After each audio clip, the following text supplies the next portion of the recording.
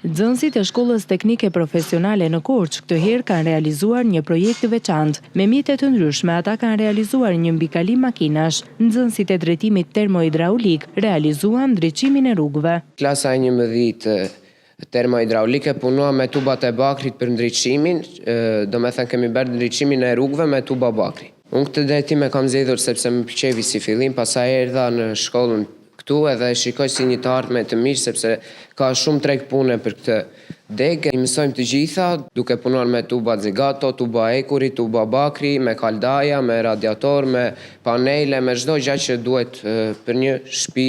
Profesori i praktikës Timaq Kotori thosë se është për të vlerësuar fakti që nxënësit shfaqen interes për të mësuar profesionin. Jo vetëm tregu i brendshëm, por edhe tregu i jashtëm kërkon profesionistë.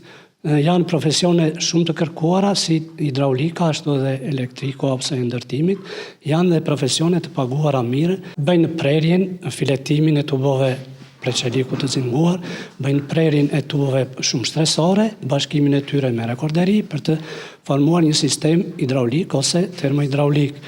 Bëhet përpunimi i tubove të bakrit, prerja, ngjitja dhe bashkimi i tyre me rekorderi për të krijuar një sistem ngroje. Kjo shkollë ofron 6 drejtime studimi, ato të shërbime mjetesh transporti, mekanike, elektroteknike, ndërtim, termohidraulik dhe teknologji informimi dhe komunikimi.